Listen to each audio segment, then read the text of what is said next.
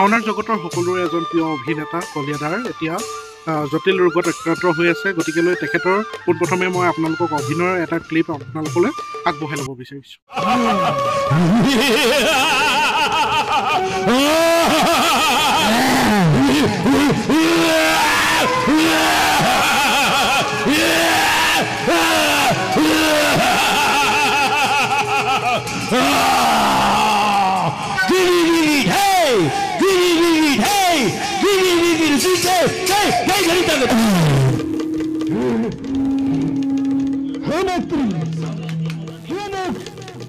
অকস্মাতে কৰিলা ছজন কিবাৰ কাৰ্যবল কৰি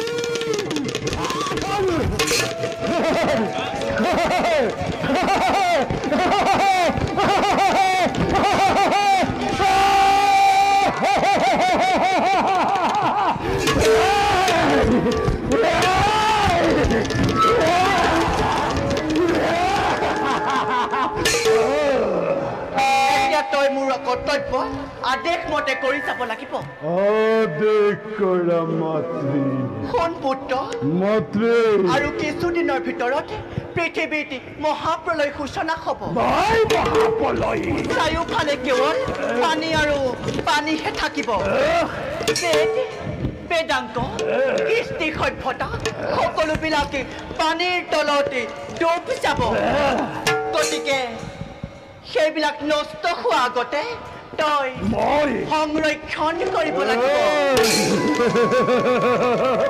ঋষি মুনিসকলে যাগ যজ্ঞ কৰিবলৈ একোৱেই নাথাকিব আৰু যেতিয়া মহাপ্ৰলয় শেষ হ'ব তেতিয়া তহঁত অসুৰবোৰে নিজৰ সভ্যতা বিস্তাৰ কৰিব পাৰিবি। নিজৰ সভ্যতাৰ বিস্তাৰ বিস্তাৰ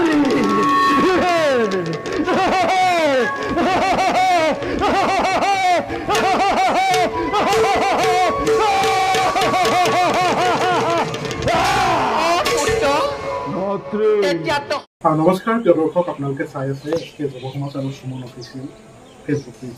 প্ৰিয় দৰ্শক, এইখিনিতে আপোনালোকক এটি বিশেষ অনুৰোধ আৰু বিশেষ আপোনালোকৰ পৰা সহায়ৰ হাত আগবঢ়াবলৈ অনুৰোধ জনাইছোঁ। এটি বিশেষ কাৰণত ভিডিঅ'টো আপোনালোকে সম্পূৰ্ণৰূপত চাব, ভিডিঅ'টো এৰি থৈ নাযাব। আপোনালোকে ইতিমধ্যে গম পাইছে ভাওনাৰ জগতৰ এজন সুদক্ষ অভিনেতা যাৰ নামে পৰিচয় কলীয়া বুলি ক'লে হয়তো সকলোৱে চিনি পায় আৰু তেখেতে জটিল ৰোগত আক্ৰান্ত হৈ আছে আৰু তেখেতৰ বাবে ওজন পৰিমাণৰ খুবেই ধন প্ৰয়োজন হৈছে।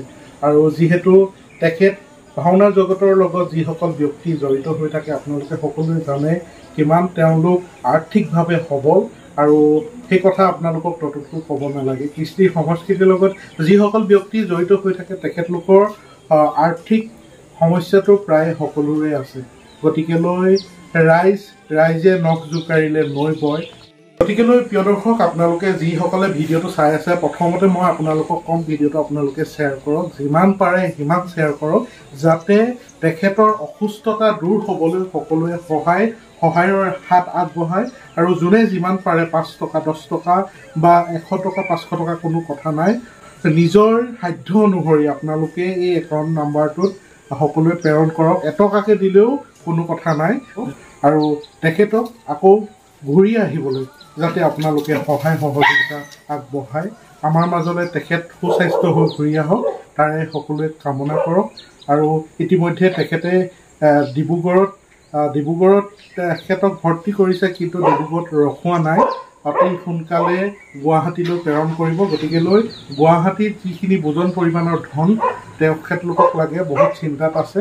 তেখেতলোকে এই ভিডিঅ'টোৰ জৰিয়তে যাতে অকণমান আপোনালোকৰ সঁহাৰি পাওঁ তাকে আমি কামনা কৰি আপোনালোকক পুনশ্চবাৰ আমি সহায় বিচাৰি এই ভিডিঅ'টি ইয়াতে সামৰণি মাৰিবলৈ লৈছোঁ। আৰু পুনৰবাৰ অনুৰোধ জনাইছোঁ যাতে আপোনালোকে ভিডিঅ'টো শ্বেয়াৰ কৰি অকণমান সহায় সহযোগিতা কৰিব। ধন্যবাদ।